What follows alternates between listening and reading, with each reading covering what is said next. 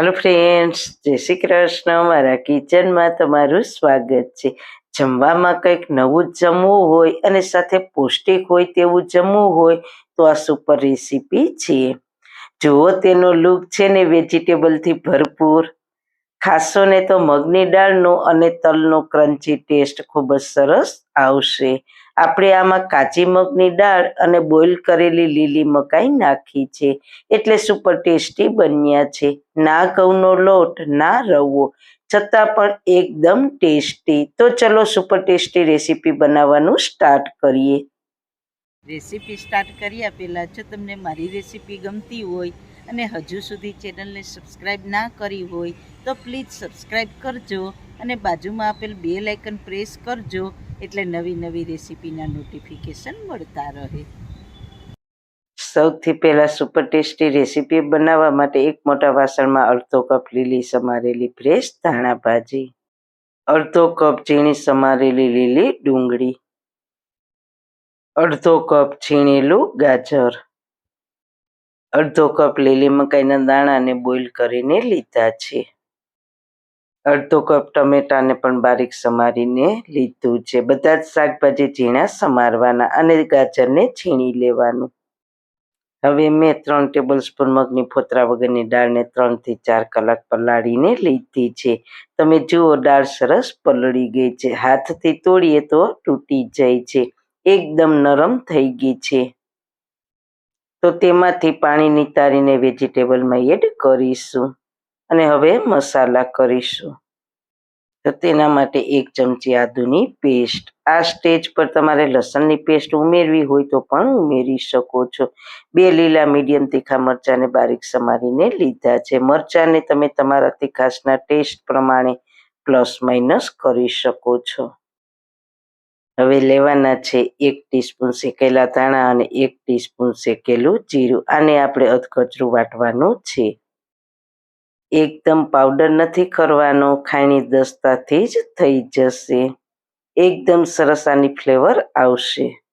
હવે 1 ટીસ્પૂન સફેદ તલ, હાફ ટીસ્પૂન હળદર પાવડર અને સ્વાદ અનુસાર મીઠું, 1/4 ટીસ્પૂન હિંગ અને 1 ટીસ્પૂન તેલ ઉમેરીને બધી જ સામગ્રીને સારી રીતના મિક્સ કરી લઈએ. શાકભાજી મિક્સ કરીશું એટલે તેમાંથી પાણી છૂટું પડશે. દેખાવમાં કેટલું સરસ લાગે છે. આ જોતાં જ આપણને ખાવાનું મન થઈ જાય તેવું બન્યું છે. ખાશો ને તો સલાડ જેવો ટેસ્ટ આવશે. તમે જોઈ શકો છો આમાંથી પાણી છૂટું પડે છે, એટલે આપણે લોટ ઉમેરીશું એટલે બહુ પાણીની જરૂર નહીં પડે.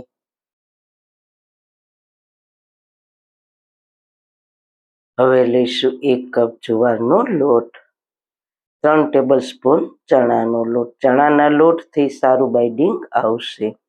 હવે બંને લોટને શાકભાજીમાં મિક્સ કરી લઈએ. મિક્સ કરશો ને એટલે તમને જ ખ્યાલ આવી જશે કે આમાં બાઇન્ડિંગ આવી જાય છે. કેમ કે વેજીટેબલ્સમાંથી પાણી છૂટું પડ્યું છે એટલે બાઇન્ડિંગ થશે. તો તમે જોઈ શકો છો લાડવો થાય તેવું બાઇન્ડિંગ થાય છે. હવે આપણે થોડું થોડું પાણી લઈને આપણે રોટલી કરતાં પણ સોફ્ટ લોટ બાંધવાનો છે. આપણે આને વણવાનું નથી, એકદમ સહેલી રેસીપી છે. વણ્યા વગર બનાવીશું. થોડું થોડું પાણી નાખજો, કારણ કે શાકભાજીમાંથી પણ પાણી છૂટું પડશે. જુઓ તમે આનું બાઇન્ડિંગ રોટલીના લોટ કરતાં પણ થોડો સોફ્ટ બનાવ્યો છે.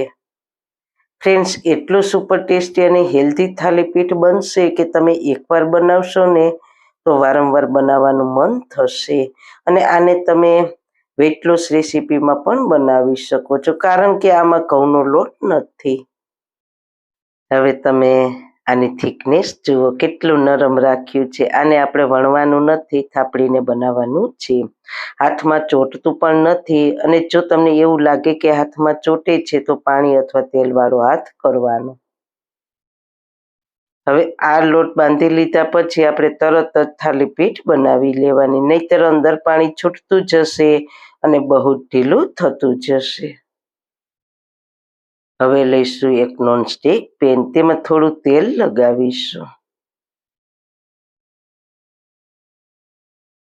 પછી તલને પેનમાં સ્પ્રેડ કરી દઈએ એટલે આખી થાલીપીઠ પર તલનો ક્રન્ચી ટેસ્ટ આવી જાય. તલ નાખ્યા પછી તેને સ્પ્રેડ કરીને ગેસની ફ્લેમ એકદમ લો કરી દેવાની અને પછી હાથને પાણીવાળો કરીને બંને હાથમાં સારી રીતના પાણી લગાવી દેવાનું. પછી લુવો લેવાનો, થોડો વધારે લેવાનો, આપણે મીડિયમ થીક બનાવીશું, પતલું પણ નહીં અને જાડું પણ નહીં તેવું બનાવીશું.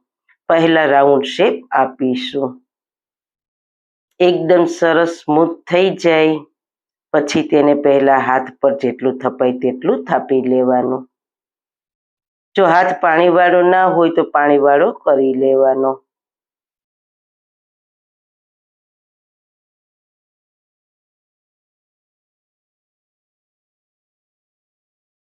હવે આપણે પેનમાં ધીરે ધીરે રાખી દેવાનું, એકદમ સહેલી રીતે હથેળીમાંથી પેનમાં વહી જશે. હવે તેને સ્પ્રેડ કરતા જવાનું અને થોડો મોટો કરીશું, એકદમ પતલો નહીં એકદમ જાડો પણ નહીં, મીડિયમ થીક રાખીશું.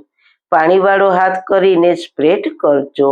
આ પ્રોસેસ થોડી ફાસ્ટ કરજો કેમ કે આપણી તવી ગરમ છે અને સ્પ્રેડ કરતી વખતે ગેસની ફ્લેમ ધીમી રાખવાની છે.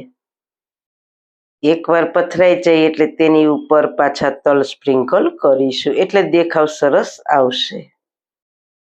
પછી વેલણની મદદથી આ રીતે હોલ કરીશું, એક વચ્ચે કરીશું અને 3-4 સાઈડમાં કરીશું. આ એટલું મસ્ત લાગશે ને કે તમને એવું થશે કે રોટલી અને પરોઠાની જગ્યાએ રોજ આ જ બનાવીએ અને સાથે હેલ્ધી પણ છે કારણ કે જુવારનો લોટ છે એટલા માટે. હવે આ હોલ કર્યા છે તેમાં થોડું થોડું તેલ નાખીશું અને ઉપરથી 1 ચમચી તેલ નાખવું હોય તો નાખવાનું.